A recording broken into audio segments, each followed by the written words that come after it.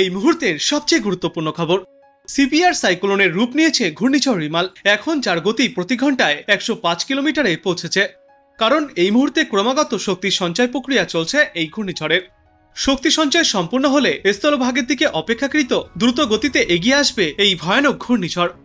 আর এই ঘূর্ণিঝড় চূড়ান্ত গতি পাবে আজ সন্ধ্যার পর, তারপর মধ্যরাতে ল্যান্ডফল করবে। এখন এই ঘূর্ণিঝড় রয়েছে বাংলাদেশের খেপুপাড়ার দক্ষিণ এবং দক্ষিণ পূর্বে 260 কিলোমিটার দূরে। আইএমডির দেওয়া তথ্য অনুসারে পশ্চিমবঙ্গের সাগরদ্বীপ থেকে দক্ষিণ এবং দক্ষিণ পূর্বে 240 কিলোমিটার দূরে অবস্থান করছে এই ঘূর্ণিঝড় রিমাল, যা মধ্যরাতে আছড়ে পড়ার সম্ভাবনা রয়েছে। প্রতি ঘন্টায় তখন এর সর্বোচ্চ গতিবেগ থাকতে পারে 110 থেকে 120 কিলোমিটার। সাময়িকভাবে হাওয়ার গতি বৃদ্ধি পেয়ে প্রতি ঘন্টায় সর্বোচ্চ 135 কিলোমিটার প্রতি ঘন্টাতেও পৌঁছাতে পারে। বাংলাদেশের সুন্দরবনের ইকো পার্ক লাগোয়া মংলা এলাকার দক্ষিণ পশ্চিম প্রান্তে আজ রাত 11টা থেকে 1টা নাগাদ 120 কিলোমিটার গতিবেগে আছড়ে পড়তে চলেছে এই ঘূর্ণিঝড় রিমাল। সেই সময় এর সর্বোচ্চ গতিবেগ থাকতে পারে 135 কিলোমিটার পর্যন্ত।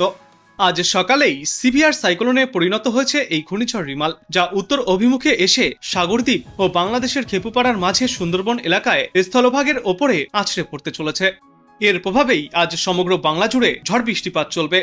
আগামী ঘন্টা দুয়েকের মধ্যেই বজ্র বিদ্যুৎ সহ ঝড় বৃষ্টিপাত চলবে রাজ্যের একাধিক জায়গায়।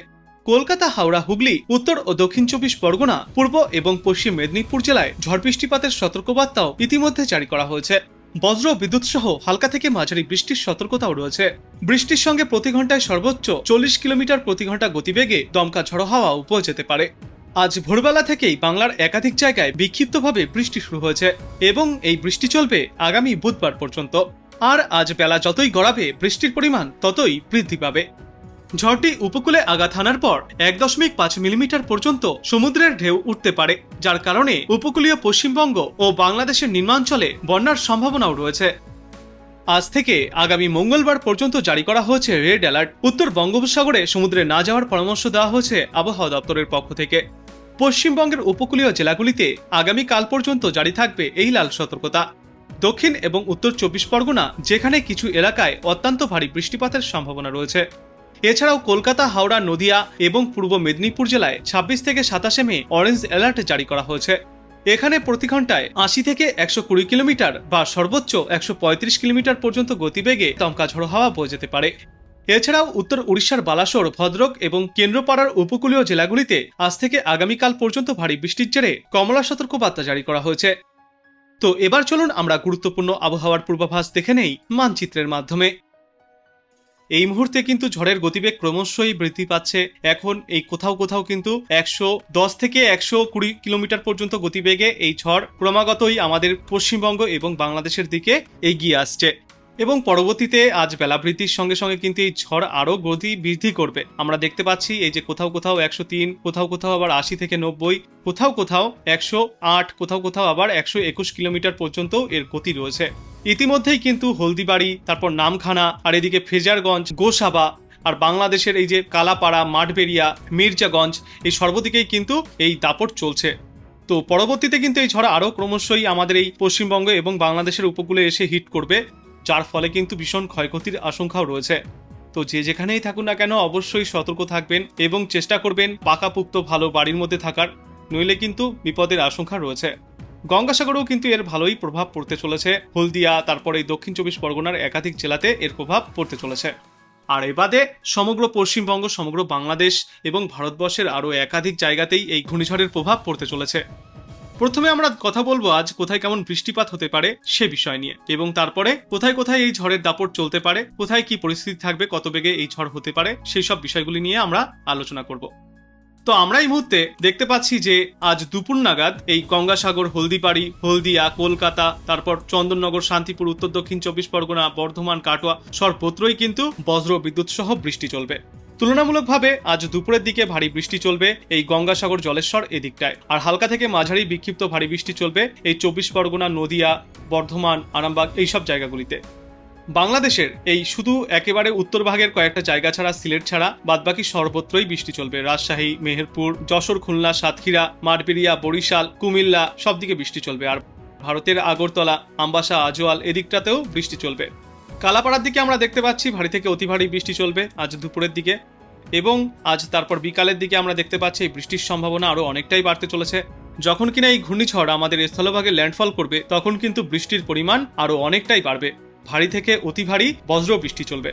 মোটামুটি আজ রাত 9টা থেকে 11টার মধ্যে আমরা দেখতে পাচ্ছি যে এই ঘূর্ণিঝড়ের জেরে কলকাতা, খড়দা, চন্দননগর, হাবড়া, চাকদা, পান্ডুয়া, শান্তিপুর, কোলাঘাট, তমলুক সব দিকেই কিন্তু তুমুল বৃষ্টি চলবে, ঝাপা বৃষ্টি চলবে একদম। এই যে হলদিয়ার পার্শ্ববর্তী কয়েকটা এলাকায় আমরা দেখতে পাচ্ছি 45.7 মিলিমিটার পর্যন্ত বৃষ্টিপাত হতে পারে।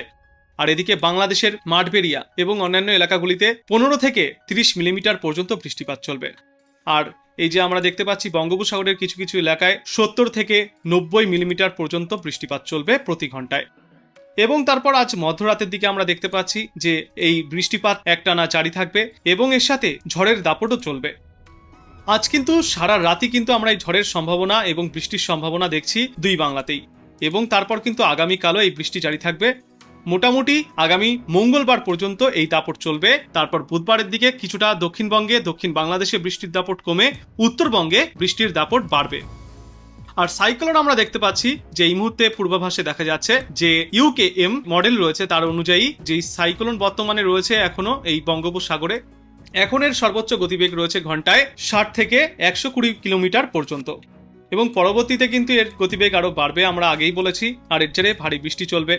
এবং এই আইএমডির মডেলেও আমরা দেখতে পাচ্ছি প্রতি ঘন্টায় সর্বোচ্চ 60 থেকে 125 কিলোমিটার পর্যন্ত এর সর্বোচ্চ গতি রয়েছে। আইএমডির দেওয়া তথ্য অনুযায়ী আমরা দেখতে পাচ্ছি যে এই সুন্দরবন এলাকায় আজ রাত সন্ধ্যা 7টা নাগাদ এই উপকূলে এসে আছড়ে পড়তে চলেছে এই ঘূর্ণিঝড়। তখন এর সর্বোচ্চ গতিবেগ থাকতে পারে 120 থেকে 130 কিলোমিটার পর্যন্ত। এবং এই সময় এই ঝড়ের সাথে প্রবল বজ্র বৃষ্টিপাত চলবে। আমরা যদি দেখে নেই যে না এই সময়ের পর থেকে এই ঝড়টি কোন দিকে অতিক্রম করতে পারে, তো সেক্ষেত্রে আমরা দেখতে পাচ্ছি যে পশ্চিমবঙ্গ লাগোয়া বাংলাদেশের খুলনা হয়ে এই ঝড় কিন্তু ক্রমশই ঢাকার দিকে এগিয়ে যাচ্ছে এবং শেষে একেবারে ময়মনসিংহে পৌঁছে যাবে আগামী সোমবার দুপুর নাগাদ। তো এই সমস্ত জেলাগুলি এবং আশপাশের এলাকাগুলিতে কিন্তু এই ঝড়ের প্রচন্ড প্রভাব পড়তে চলেছে। এটা কিন্তু আমরা আইএমডির মডেলে জানতে পারছি। আমরা যদি বায়ুর ঝাপটা নিয়ে কথা বলি তো সেক্ষেত্রে আমরা কিন্তু একদম স্পষ্টভাবে দেখতে পাবো যে কোথায় কত বেগে সর্বোচ্চ ঝড় হাওয়া বয়ে যেতে পারে। এই যে আমরা যে নাম্বারিং গুলো দেখতে পাচ্ছি এগুলো চাইলে আপনারা স্ক্রিনশট মেরেও দেখতে পারেন। এইসব এলাকাগুলিতে কিন্তু সর্বোচ্চ আজ দুপুর বেলায় এই গতিবেগে ঝড় হাওয়া বয়ে যেতে পারে। এই যে যেমন এই খুলনায় 63 কিলোমিটার সর্বোচ্চ গতিবেগে ঝড় হাওয়া বয়ে যেতে পারে, কলকাতায় 56 কিলোমিটার, তারপর এদিকে হাবড়ায় 60 কিলোমিটার, বনগাঁয় 60 কিলোমিটার, ঢাকায় 44 কিলোমিটার, তারপর হলদিবাড়ি এদিকটায় 70 কিলোমিটার এবং এদিকে কালাপাড়ায় 85 কিলোমিটার, মাঠবেড়িয়ায় 76 কিলোমিটার সর্বোচ্চ গতিবেগে ঝড়ো হাওয়া দুপুরের দিকে বয়ে যাবে। এবং তারপর আজ সন্ধ্যাবেলায় এই ঝড়ের গতিবেগ আরও বৃদ্ধি পাবে। আমরা দেখতে পাচ্ছি কলকাতায় 68 কিলোমিটার, বরিশালে 69 কিলোমিটার, খুলনায় 70 কিলোমিটার। রাত 10টা নাগাদ তখন কিন্তু এর গতিবেগ থাকবে 60 থেকে 100 কিলোমিটার পর্যন্ত প্রতি ঘন্টা গতিবেগে এই ঝড় আছড়ে পড়বে। তারপর মধ্যরাতের দিকে এর গতিবেগ ফের আস্তে আস্তে কমতে থাকবে, তবে সারা রাতই কিন্তু এই ঝড়ের দাপট চলবে। আপাতত আমরা এই ঝড়ের জেরে এবং বৃষ্টির জেরে তাপমাত্রা দেখতে পাচ্ছি খুব একটা ঊর্ধ্বমুখী হচ্ছে না, নিম্নমুখী রয়েছে। স্বাভাবিকের চেয়ে বরঞ্চ 2 থেকে 4 ডিগ্রি সেলসিয়াস পর্যন্ত তাপমাত্রা সর্বত্রই কম থাকবে দুই বাংলায়। মোটামুটি আগামীকাল পর্যন্ত তাপমাত্রা স্বাভাবিকের নিচে থাকবে।